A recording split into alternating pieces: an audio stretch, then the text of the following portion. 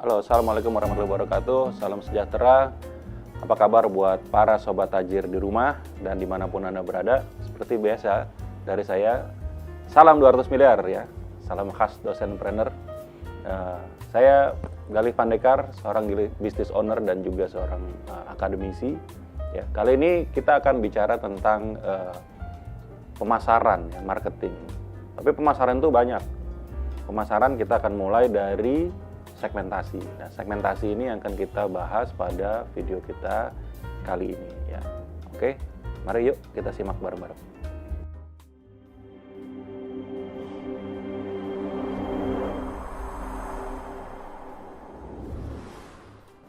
Oke, sebelum kita bicara tentang pemasaran, mungkin kita harus samakan dulu istilah untuk para sobat tajir semua.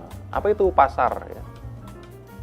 Banyak mengatakan, kalau buku teks kita mengatakan pasar adalah tempat bertemunya penjual dan pembeli ya, dan terjadi transaksi ya. Itu definisi ilmuwan ekonomi ya. Tapi kalau kita para praktisi marketing, pasar itu artinya adalah potensial customer ya. Calon pembeli potensial. Belum beli tapi dia pembeli potensial. Jadi kalau misalnya Indonesia dibilang pasar, Indonesia adalah pasar bagi produk-produk asing. Berarti Indonesia adalah potensial customer bagi produk-produk asing. Ya. Nah, sekarang pemasaran itu sendiri apa? Ya. Pemasaran itu adalah kalau kita proses menjualkan barang ke para potensial customer. Ya. Itu bahasa akademiknya. Tapi kalau kita bahasa praktisi, pemasaran itu adalah atau marketing, ya segala usaha yang akan kita lakukan untuk mendatangkan orang ke toko kita atau ke toko online kita misalnya, atau bisa jadi ke website kita, bisa segala cara.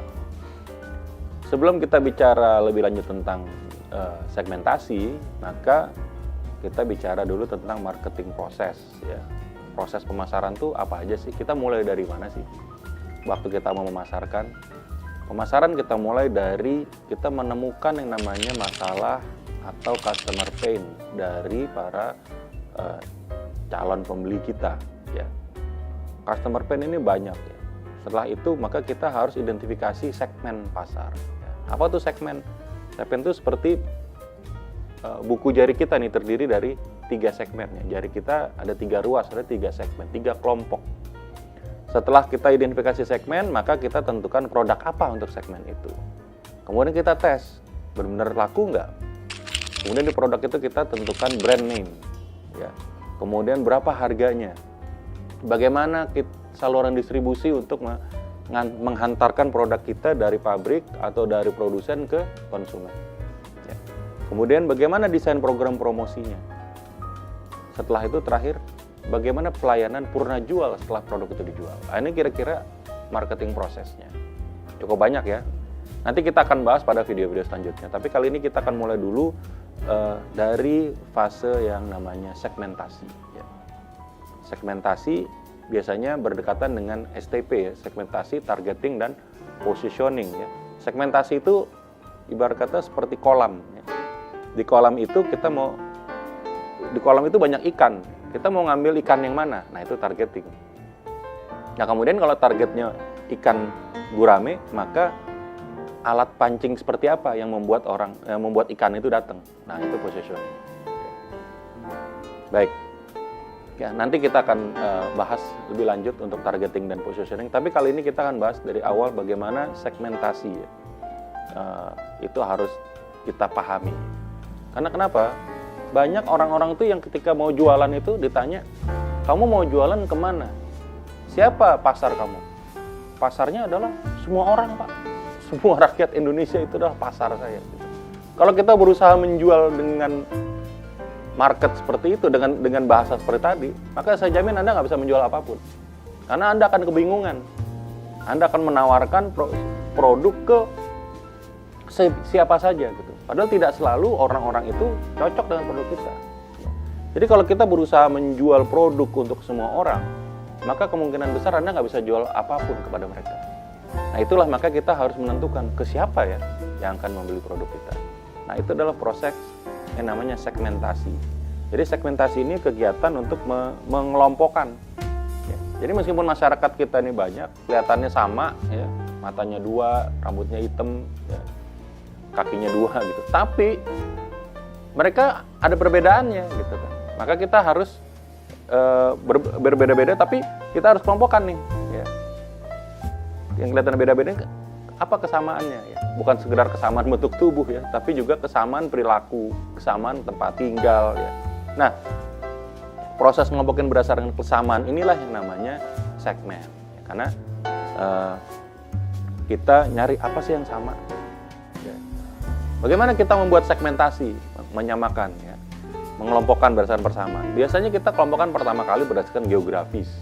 Ya, berdasarkan geografis itu maksudnya misalnya kita membagi Indonesia ini seperti 3 bagian. Ada Indonesia Barat, Indonesia Tengah, Indonesia Timur. Ada orang yang tinggal di Indonesia Barat, Indonesia Tengah, Indonesia Timur. Itu, atau bisa juga kita bagi ada penduduk kota besar dan penduduk di pedesaan, itu wilayahnya. Atau kita bagi penduduk Jakarta, Depok, Bogor, Tangerang. Kita bagi juga berdasarkan penduduk di Jawa dan luar Jawa. Ya. Atau kita juga bisa bagi penduduk yang tinggal di Jalan Sudirman, Jakarta, atau yang tinggal di Jalan Margonda Depok, ya, atau di Tangerang, atau di BSD, atau dimanapun itu, ya, dan lain-lain. Itu adalah pembagian kesamaan orang berdasarkan tempat tinggal. Kesamaan orang yang tinggal di Depok tentu mungkin nggak sama persis dengan yang tinggal di Semarang, ya, tidak sama. Ya, dengan yang tinggal di Jogja juga nggak sama. Ya, ketika kita mau menjualkan produk untuk orang Depok bisa jadi beda dengan produk untuk orang Semarang, bisa jadi. Nah, kemudian segmentasi berikutnya berdasarkan demografi. Ya. Demografi berarti berdasarkan kependudukannya. Ya.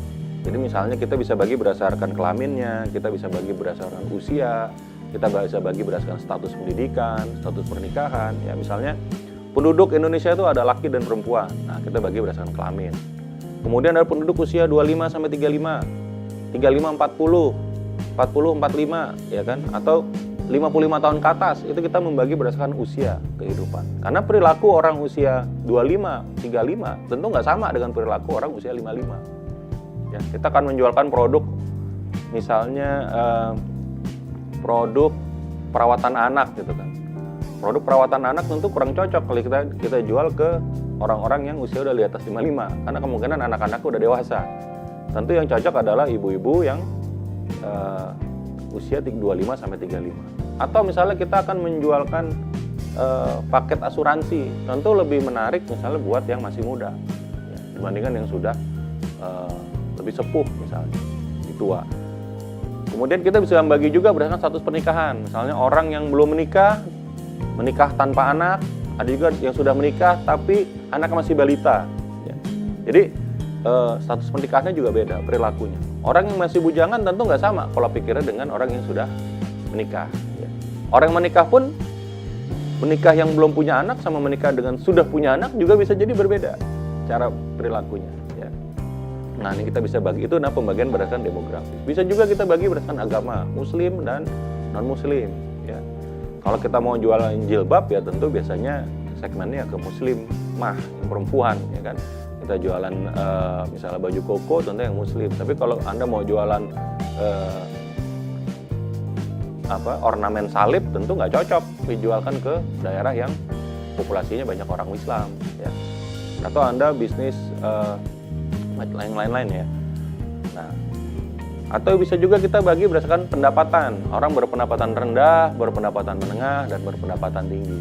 Ini juga nggak sama ternyata. Perilaku orang berpendapatan menengah sama berpendapatan tinggi juga nggak sama.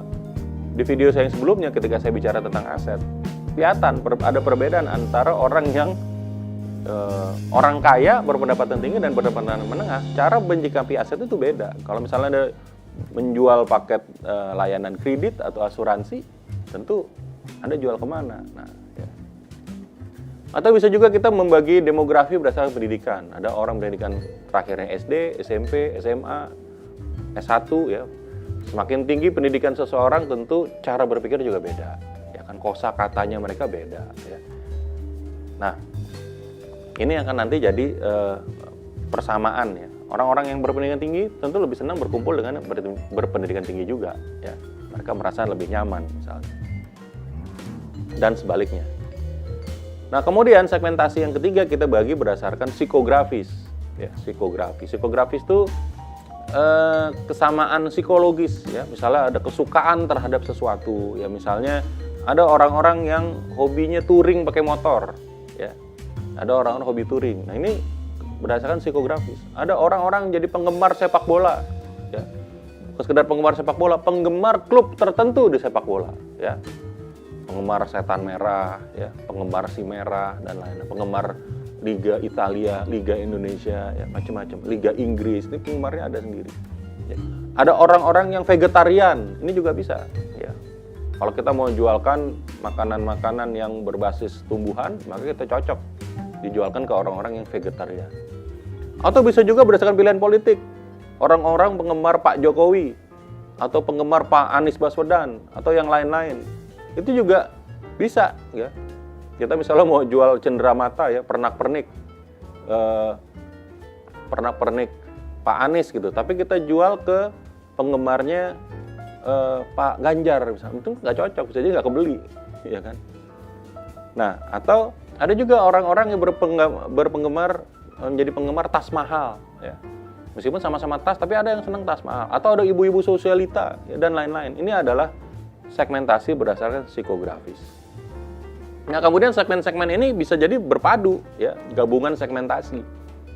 Ya, misalnya kita mau menjualkan produk ke ibu-ibu sosialita di Jakarta ya. Ibu-ibu sosialita berarti psikografis yang tinggal di Jakarta secara geografis, yang berpendapatan minimal 50 juta sebulan, berarti ini demografi, dan kemudian juga menyukai hobi jalan-jalan contohnya, atau traveling. Nah, ini psikografis lagi ya. Jadi semakin rinci kesamaannya. Atau misalnya kita jualkan produk untuk anak remaja usia 15 sampai 20 tahun yang menyukai game tertentu ya, atau menyukai komik Jepang misalnya ya. Ini juga gabungan antara demografi dan psikografi ya. Nah, Pak, saya udah membagi segmennya. Tapi gimana sih cara membentuk segmen yang baik? Ya. Ada beberapa tips sih bagaimana kita membagi segmen itu yang baik. Yang pertama, segmennya itu harus bisa gampang dibedakan. Ya, kayak tadi misalnya laki perempuan gampang dibedakan. Ya. Tua dan muda, berpendidikan rendah, berpendidikan tinggi, itu gampang dibedakan. Jadi kita gampang kelihatannya.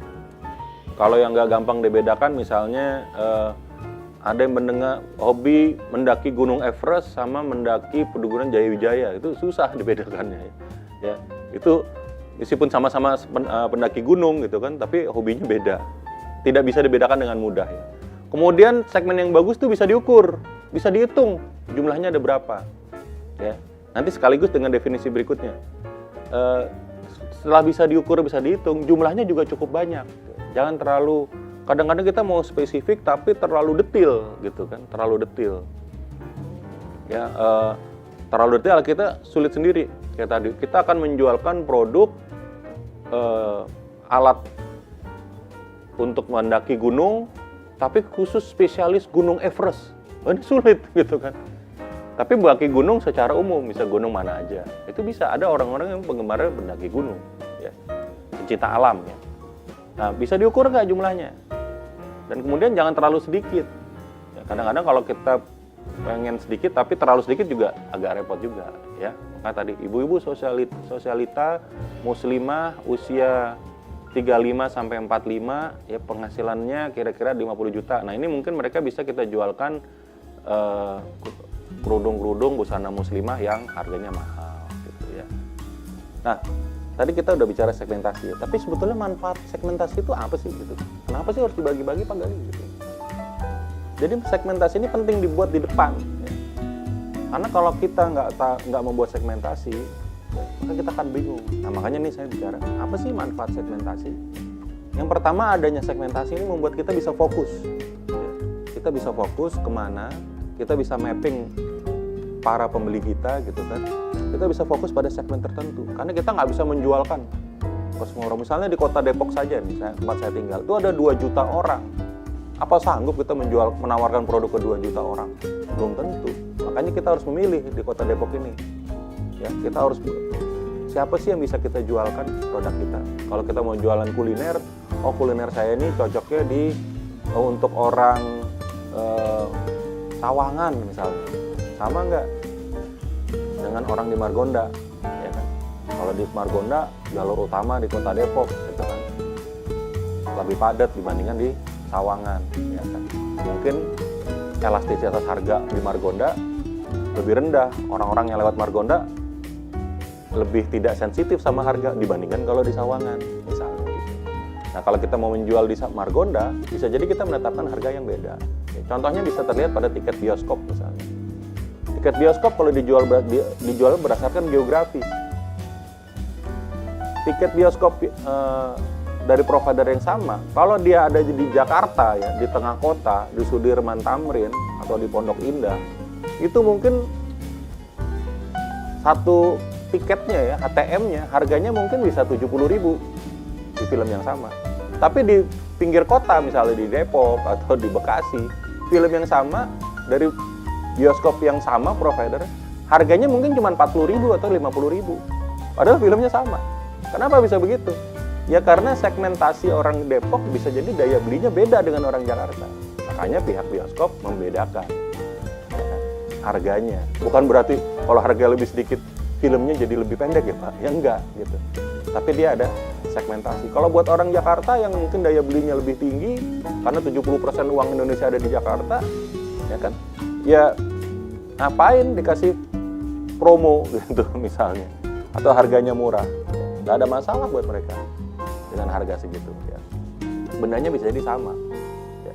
Nah itulah kita punya strategi, bisa fokus. Kemudian apa? Lebih mudah atur budget ya, karena kita jadi lebih sedikit, kita nggak semua orang kita tawarkan ya. Bisa jadi teman kita tuh bukan segmen kita. Pernah nggak teman-teman misalnya ya, para sobat tajir nih di rumah nawarin, kita lagi menawarkan barang, terus tahu-tahu dia marah-marah. Oh produk begini aja harganya begini sih gitu kan. Nah kalau kita mengerti segmentasi, itu nggak perlu marah-marah, kita nggak perlu baper gitu kan. Kita nawarin barang terus ditolak. Kenapa dia nolak? Ya berarti dia bukan segmen pasar kita. Ya, sama sebaliknya, kalau kita pernah lihat iklan, kok norak banget sih ini iklan gitu kan. Atau ngelihat film, kok norak banget sih, aneh banget sih, kita nggak terima. Ketika kita marah, sebetulnya kita bukan segmen yang dimaksud oleh iklan itu. Ya. Karena iklan itu berarti bukan buat kita, ya kan? Mungkin buat orang lain cocok. Ya, misalnya saya lihat iklan obat panu gitu. Apaan sih kok iklan obat panu? Ya mungkin karena kalau saya nggak panuan, saya ngapain nonton itu. Tapi kalau yang mau panuan, ya dia nonton gitu kan. Ya. Atau pampers bayi, saya nggak punya bayi gitu. Ngapain saya nonton gitu. Tapi yang butuh ibu-ibu yang baru punya bayi, dia butuh itu. Ya kan? Nah, jadi iklan itu buat mereka. Ya. Dan kita juga tadi, kita jualan tuh jadi nggak gampang baper teman-teman. Ya. Nggak gampang baper, karena kita tahu segmen. Ya, nggak ada masalah. Saya sendiri jualan produk kuliner yang harganya mungkin relatif lebih mahal. Di sekitar saya di Depok itu pada marah-marah, kok harganya sekian gitu. Tapi saya biasa saja. Kenapa? Ya memang saya jualannya tidak khusus orang Depok saja, tapi saya targetkan ke orang Jakarta misalnya. Ya. Kemudian apalagi manfaat segmentasi? Ya karena kita tahu segmen, maka kita lebih mudah menetapkan strategi pemasarannya. Ya, kita menggunakan bahasa untuk orang berpendidikan tentu beda, nggak sama dengan bahasa untuk orang yang berbeda, yang pendidikan lebih rendah. Contoh misalnya, masih ingat iklan tolak angin misalnya. Dulu ada iklan jamu, ya. Jamu identik dengan minuman rakyat jelata gitu kan. Lawannya antangin menggunakan bahasa Jawa, wes bablas anginnya gitu kan. Tapi tolak angin menggunakan istilah orang pintar minum tolak angin. Itu segmen yang diincar berbeda. Ya, kalau angin mungkin mengincar segmen orang pintar, berpendidikan, cerdas gitu kan. Maka strateginya endorsernya, bintang iklannya beda dengan bintang iklannya antangin ya kan, yang lebih lebih rakyat bawah gitu. Tapi saya tidak bilang apakah produknya lebih buruk atau lebih baik, enggak. Ini strategi marketing, masing-masing mengincar segmen yang berbeda ya. Ini mungkin contoh yang bisa teman-teman ingat-ingat gitu ya. Nah, demikian ya materi saya kali ini tentang segmentasi pasar ya. Semoga bisa bermanfaat, semoga teman bisa berinspirasi, bisa membantu agar kita tuh nggak menjual produk tuh ke semuanya, ya. Itu akan bikin kita bingung sendiri. Ya. Seringkali kita berusaha melayani semua customer, semua segmen yang semua orang yang request produk ke kita pengen layanin itu semua. Akhirnya kita kebingungan sendiri. Ya. Bahkan halnya kelihatannya sama-sama kuliner. Ada orang mengkonsumsi kuliner tuh ada makanan berat, ada makanan ringan, ada minuman yang kopi, ada yang non kopi misalnya, ada yang panas, ada yang dingin. Kemudian ada yang kita makan itu buat kita makan sendiri apa buat kita bagi-bagi, ya kan? Itu juga nggak sama. Makanya kita harus menentukan segmentasinya itu. Nah ini di depan nih segmen ini penting. Banyak orang karena tidak menentukan segmentasi, akhirnya semuanya dia bikin, semuanya dia jual, gitu. Yang akhirnya dia bingung sendiri di belakang. Nah inilah makanya sebelum kita mulai melangkah, kita harus menentukan dulu segmentasi. Pun pada saat kita sudah mulai segmen ini, bisa jadi segmen yang dimaksud belum tentu cocok dengan produk kita. Bisa jadi kita menemukan segmen baru, bisa saja nggak ada masalah. Kita bisa shifting dari segmen itu. Oke ya, berarti kira-kira demikian ya penjelasan dari saya untuk segmentasi kali ini. Semoga Sobat Tajir semua bisa mendapatkan inspirasi, bisa mendapatkan insight ya. Dan seperti biasa, jangan lupa like, klik, komen, dan subscribe ya Lavender channel kita. Demikian dari saya, salam 200 miliar. Assalamualaikum warahmatullahi wabarakatuh.